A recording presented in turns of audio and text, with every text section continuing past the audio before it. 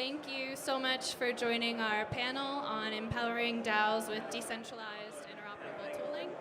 I'm joined by panelists from Radical, Gitcoin, and Safe. And today we're going to talk about infrastructure and other issues affecting DAOs. So my name is Kate. I work at Ceramic. And this week we had a very exciting launch of ComposeDB on Ceramic. So ComposeDB is a decentralized graph database that developers can use to build any application that you might want to use with a graph database, especially those for DAO tooling, reputation, social, and I'm excited to jump into what that looks like with the panelists here. So I'd love to pass it over to you all to introduce yourselves and talk about your projects. We can start with you. Thanks, Kate. Yeah, I'm Andrew Dixon, joining here from Drips, which is part of the Radical community, and we're working on building tools to allow open source developers to crowdsource funds directly from their communities to support their work in the open.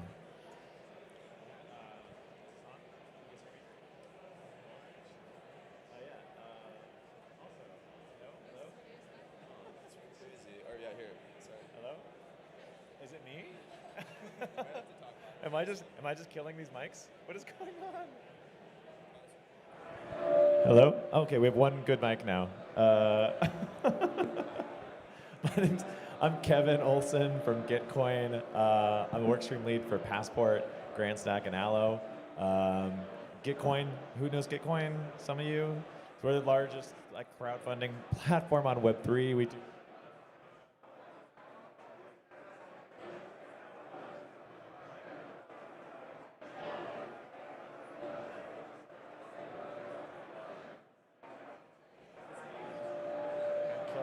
Hello? Oh, there we go. This one's working. So, yeah, we help you fund open source and public goods. So, try to keep it short because I think I have 5 seconds until the mic stops. I'm Lucas, I'm from Safe. We're building a decentralized custody protocol that helps a lot of DAOs to manage assets, to have their treasury on-chain, to coordinate around assets on-chain. Yeah.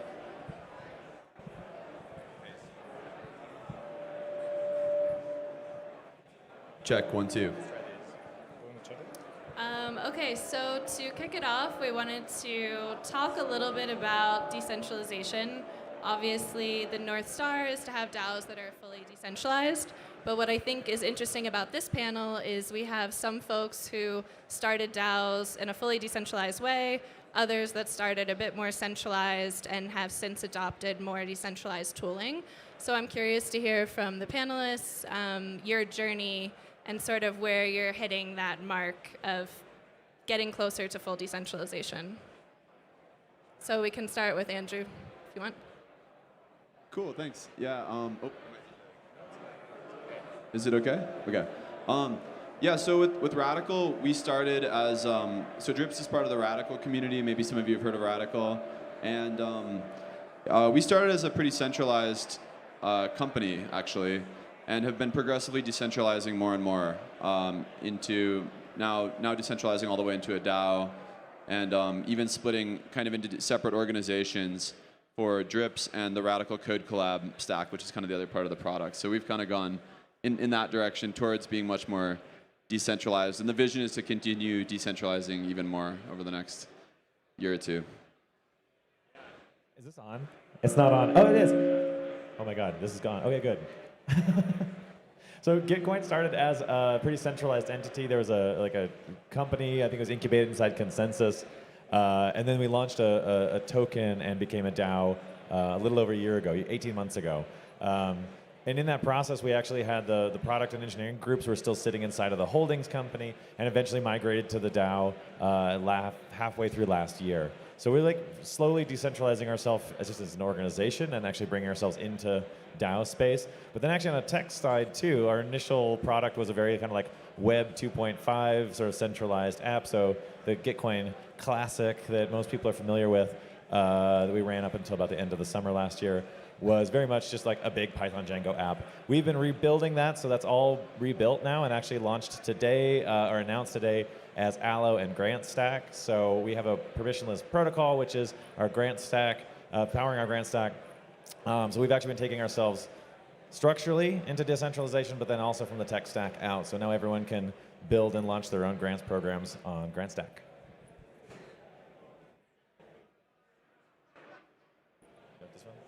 I mean, pretty much doing copy pasta here, but like Safe was actually all right. But either doesn't work. Oh, okay.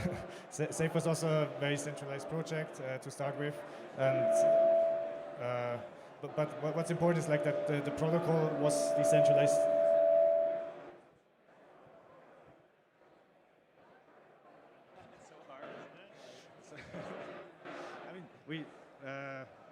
The protocol of Safe was decentralized from the beginning, so there was never ever some upgrade mechanism or like some admin key in Safe. So now we're on a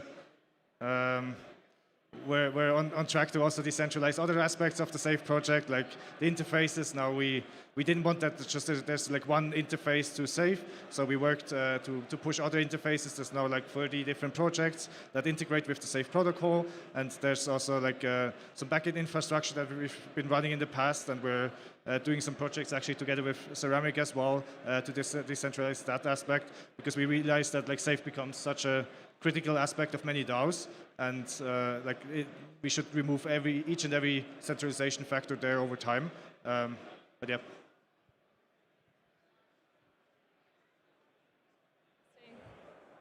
Can you guys hear me? Oh, I think it's working now.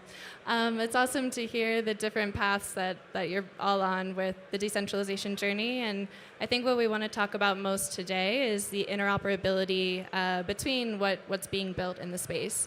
So I'm curious to hear, between Gitcoin Passport with drips, like how are other DAOs leveraging these in their own stacks, and what else can we sort of do to start to replace some of the centralized tooling that we're using with these more interoperable and modular tooling stacks?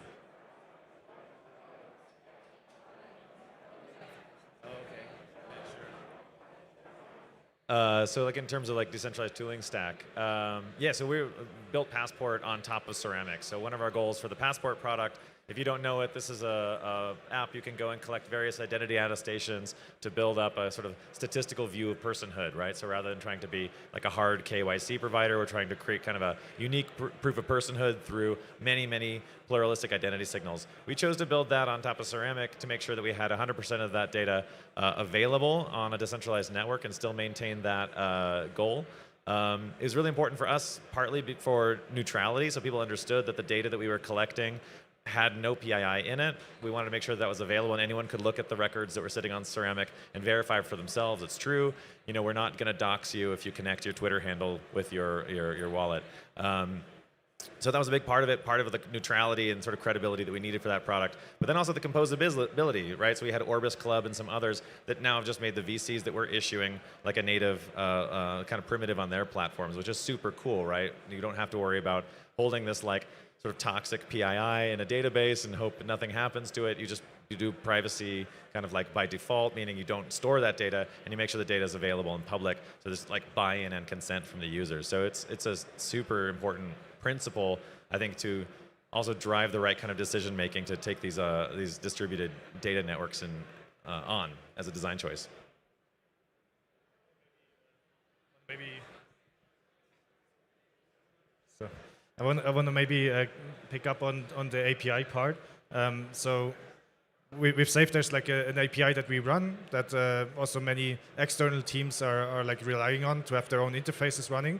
And we, like, how do we think there about decentralization? It's actually like 3 paths forward. Like there's always like the pure decentralized kind of path which is more like, let's build out a completely decentralized network where there's like incentivized players that participate in there and they provide the service. And that's something we do with Ceramic using composdb, where there should be like a decentralized database where people can go and get data about their safes, like pending transactions and stuff like that. But there's also 2 other aspects which I think shouldn't be dismissed, which also contribute to decentralization, which is let people run their own backend easily. because if they don't rely on like a centralized API, if we make it easier for them to run their own backend, then there's also less of a reliance on something that's provided from one entity. And the other one is just have incentives for others to also contribute these services. Like we have this indexer where like we provide this for free, but there's really value in there, and like it's not that far away from a service that like Infura is providing to projects. So we also want to get projects like Infura of sorts to provide this also like more maybe focused on performance, more on like scalability, which we cannot provide for free. And like these three factors together, I think will lead to the decentralization there. Nice. Let's pass it around. Nice. Yeah, those two examples you guys just gave really, really resonate with me. I mean, with Drips, we're actually building on Passport right now, so which builds on Ceramic in turn. And yeah, I mean, I think, you know, one way to think about decentralization, I mean, the ultimate sort of source of composability and decentralization is, you know, blockchains like the Ethereum mainnet or layer 2s. But there's also, as we all know, there's a lot of limitations. There's things you can't do there. And then, you know, adding in these powerful features like what Passport enables or what Safe enables, you really need more power than what's available on, you know, the EVM on-chain alone. And so, yeah, I really liked what you were saying, Lucas, about how, you know, a different strategy for approaching decentralization is to say, okay, it's not all under full consensus on-chain, but we just need some instance of the service, and we're going to allow multiple people to run a service, and maybe even create incentives. You know, projects like the Graph are also exploring this, but and then just have different sources of trust. So like, you know, Gitcoin is operating an IAM server, but they provide the IAM server infrastructure so that anyone else can operate an IAM server as well, and that's, you know, a different style of decentralization that enables a lot more power and user experience. So. If I can just piggyback on that, I think there's like this idea too of making yourself open and available to decentralization, even if you're not going to bootstrap a network of IAM VC issuing services like what we would have had to do. We can remain some kind of, you know, credible path towards decentralization, and the design choices we're making by open sourcing that and making sure that that's something that other people can participate in when they want to. So I think it's a lot of it's like kind of going back to design choices that let you, again, keep those paths to decentralization open. Yeah, 100%. I guess doubling in on what you said, do you think that there's an argument to be made for sort of hedging your bets as being a DAO so that you can allow Web 2 organizations to work with you, still having open APIs? And what are sort of the risks there for a DAO?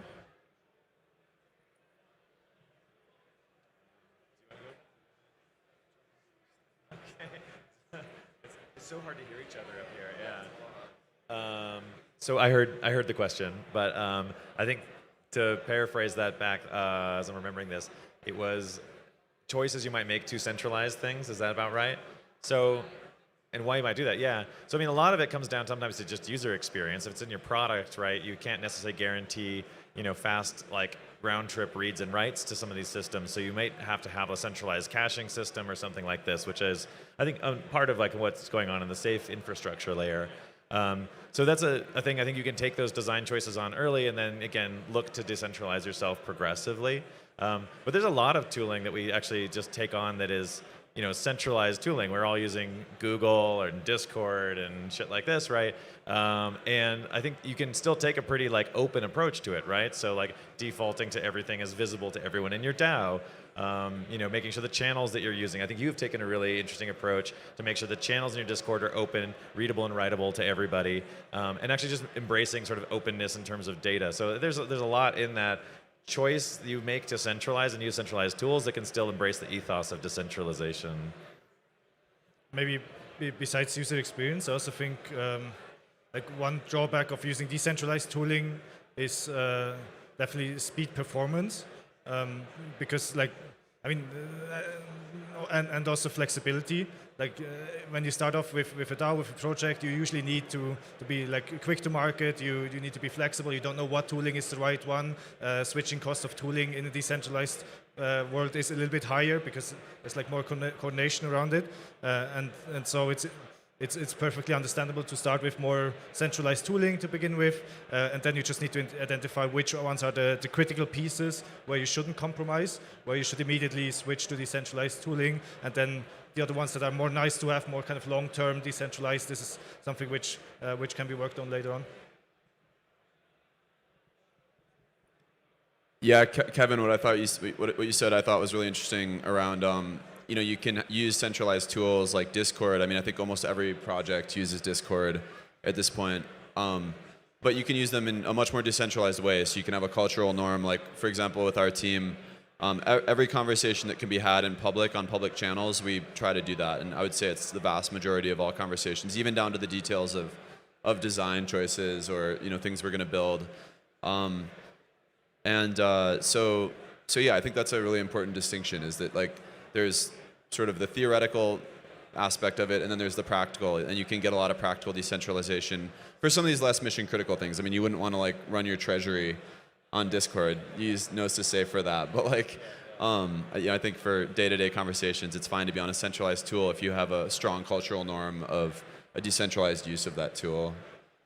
Maybe one other area that I have noticed some kind of friction around your question of like where does it make, where is there a challenge around it, is like often with contributors, a lot of folks still want to be paid in fiat or need to be paid in fiat or need like real world organizations. Often if people have a mortgage, for example, in the real world, they like need some kind of countersigned letter from like a real world org. And that's been a tough one because I think a lot of these orgs want to go full crypto native, everything paid in stable coins to contributors or the community members.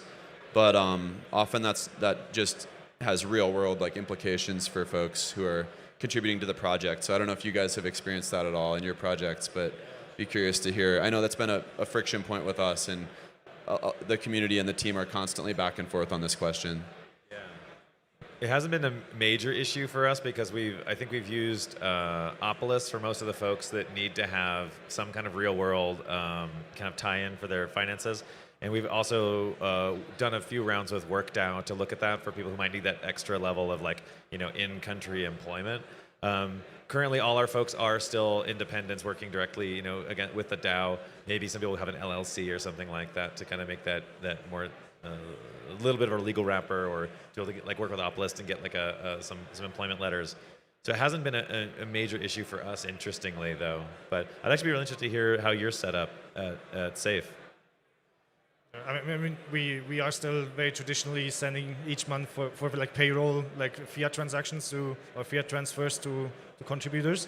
But we do have our ambition to get as much of it on chain as possible, and just plugging here a nice project which is monarium, which allows you to have your assets on chain, to then trigger a transaction on chain with like a stable coin, but it creates it then via monarium creates a fiat transfer via the SEPA network directly to a bank account, and that's like immediate. It's pretty much, I think it's for free or very low fees. It allows you to have all assets, all the payroll on chain, but it triggers like real world transfers on fiat net rails, and I think this is like a good kind of step towards having more operations on chain. I'm not aware of like what really is there like in terms of like KYC requirements and like centralization risk and stuff like that, but I think it's already better than just triggering regular fiat transfers.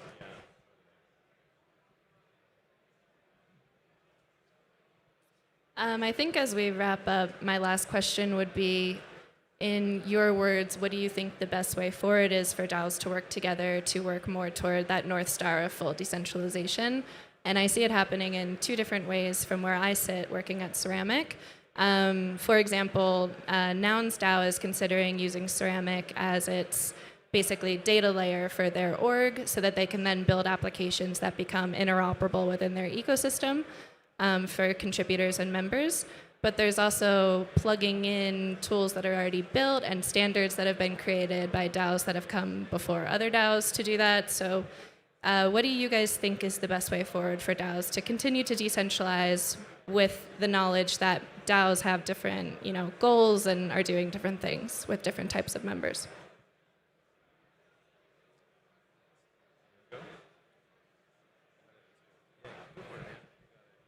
Cool. Okay. Yeah. So the question was, what are the different ways that DAOs can support each other in continuing to decentralize as we go forward on this Web3 adventure that we're all super stoked to be on? So I kind of see two main ways. So I think the first way is like from a what I think of as like primitives or tools or libraries perspective, and this is something that I think like Safe and Ceramic and Passport. I mean, and Gitcoin in general, like and Drips as well, building these primitives around Drips and splits. Like we're kind of building these actual tools that the other can build on. So a lot of us are building on Ceramic, or we're building on Ceramic by virtue of building on Passport. These kind of give the building blocks. So these are kind of like the technical pieces, their services or their tools or their libraries that just enable more decentralization. I think that's super important. It kind of unlocks new, better usability to compete with Web 2, to like actually make this possible for real people. The other way is just through cultural norms, kind of like we were talking about earlier. Establishing a cultural norm that you're going to use Discord in a certain way, you're going to interact with your contributors, your community in a certain way that's more decentralized, and that's more of a soft thing, but I think it can be equally as important, especially for the aspects that are harder to provide good usability around. Yeah, that's a +1 on both of those. Like building on each other's things. With the aloe protocol and the grant stack launch, we're really excited to get drips going as part of like our milestone-based payouts for grants. So there's tons of this just like building on top of each other, but also making the decision with your products to make them, like Legos, like turn everything into Legos, right? So +1 to that, that's huge. And I keep just driving that flywheel of value, right? That if we build something, then somebody else builds on top of that, just encourages us to keep trying it, right? So there's a certain amount of just like adopting each other's tools and like helping to drive that whole thing forward. And then the cultural norms is huge too, right? Don't be afraid of using a centralized tool as long as you use it in a very open way. I love what both of you said, because actually many don't know, but Safe originated from like an internal product that was an internal tool that we used in Gnosis. So it's something that we needed, and we built it ourselves, and then we just open sourced it, and everyone started adopting it. And that's why it became so like a composable DAO tool at the end of the day, because everyone just had the same needs. And so we're still so early in this industry that if you have an issue, build an internal tool, but then open source it, because it's very likely that others have the same issue, and then we can form communities around it, can form composability around it.